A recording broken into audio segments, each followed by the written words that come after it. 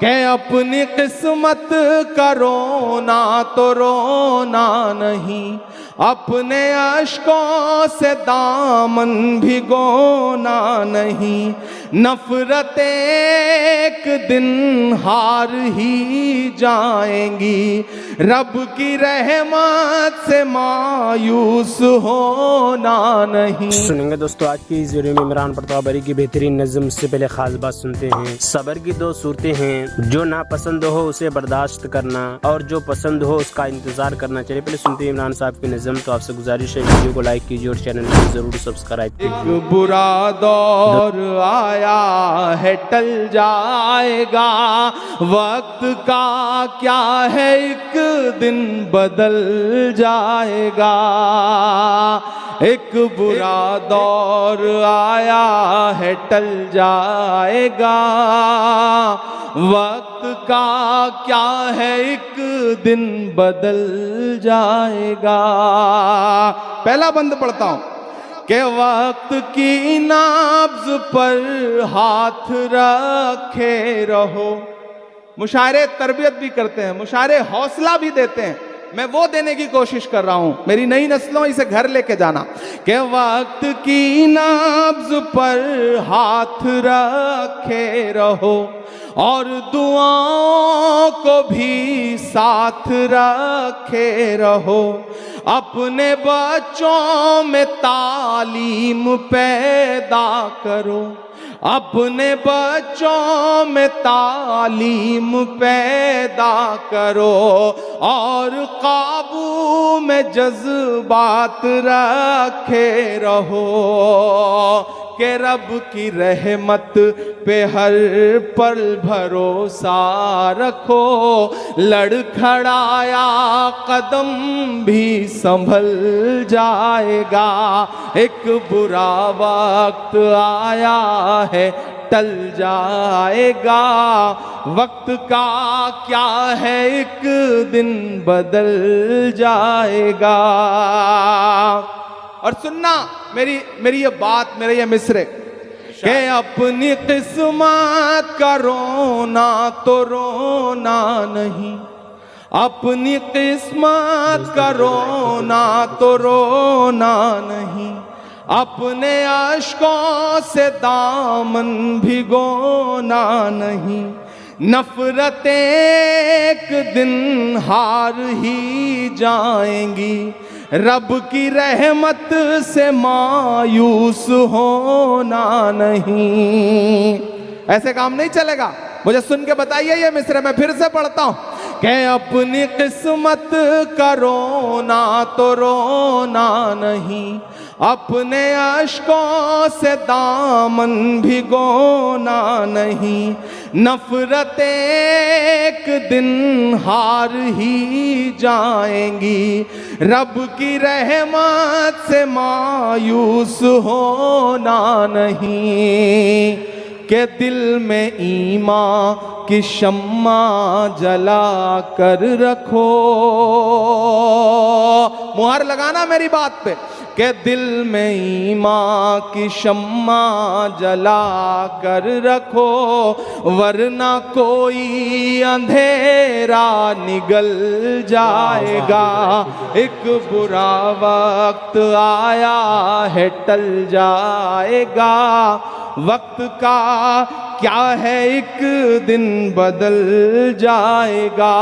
آخری بند پڑھتا ہوں اس نظم کا کہ اپنے اجداد کی سیکھ پڑھتے رہو، اپنے پرخوں کی تاریخ پڑھتے رہو، حکمرانوں کی سازش سمجھتے رہو، ظلم پڑھتے رہو، چیخ پڑھتے رہو، ملک میں ہم برابر کے حقدار ہیں۔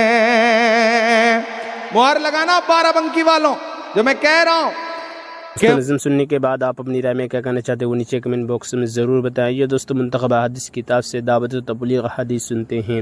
حضرت ابو بکرہ رضی اللہ عنہ سے روایت ہے کہ رسول اللہ صلی اللہ علیہ وسلم نے حج کے موقع پر 10 ذی الحجہ کو منی میں خطبہ کے اخیر میں ارشاد فرمایا، کیا میں نے تمہیں اللہ تعالیٰ کے احکام نہیں پہنچا دیے؟ صحابہ رضی اللہ عنہم فرماتے ہیں ہم نے عرض کیا جی ہاں آپ نے پہنچا دیے۔ آپ صلی اللہ علیہ وسلم نے ارشاد فرمایا اے اللہ آپ ان لوگوں کے اقرار پر گواہ ہو جائیں۔ پھر آپ صلی اللہ علیہ وسلم نے ارشاد فرمایا جو لوگ یہاں موجود ہیں وہ ان لوگوں تک پہنچا دے جو یہاں موجود نہیں ہیں، اس لیے کہ بسا اوقات دین کی باتیں جس کو پہنچائی جائے وہ پہنچانے والے سے زیادہ یاد رکھنے والا ہوتا ہے۔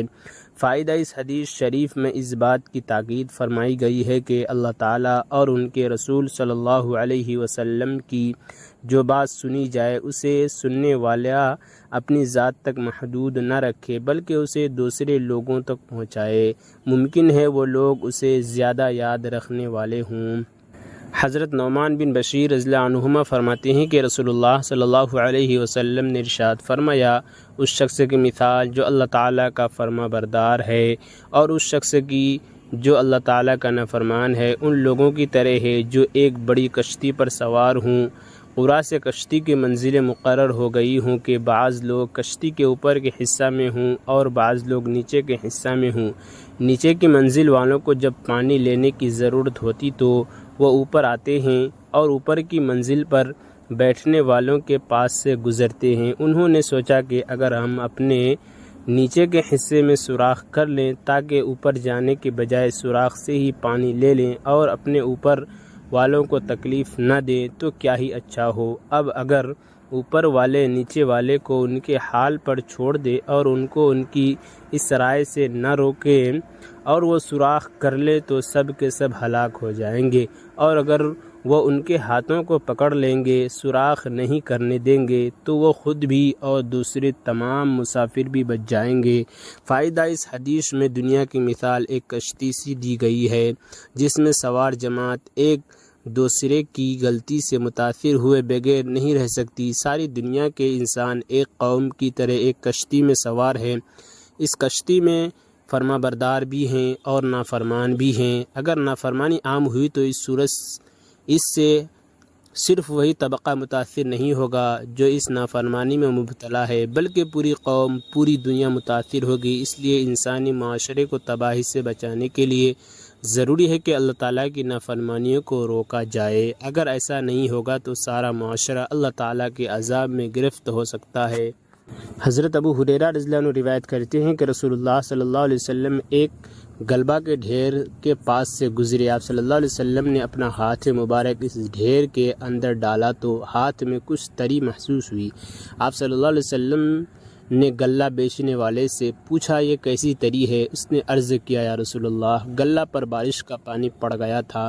آپ صلی اللہ علیہ وسلم نے ارشاد فرمایا تم نے بھیگے ہوئے غلہ کو ڈھیر کے اوپر کیوں نہیں رکھا تاکہ خریدنے والے اس کو دیکھ سکے؟ جس نے دھوکہ دیا وہ میرا نہیں، یعنی میرے اتباع کرنے والا نہیں۔ حضرت برا بن غازب رضی اللہ عنہما روایت کرتے ہیں کہ رسول اللہ صلی اللہ علیہ وسلم نے ارشاد فرمایا بدترین سود اپنے مسلمان بھائی کی آبرو ریزی کرنا ہے، یعنی اس کی عزت کو نقصان پہنچانا ہے، چاہے کسی طریقے سے ہو، مثلا غیبت کرنا، حقیر سمجھنا، رسوا کرنا وغیرہ وغیرہ۔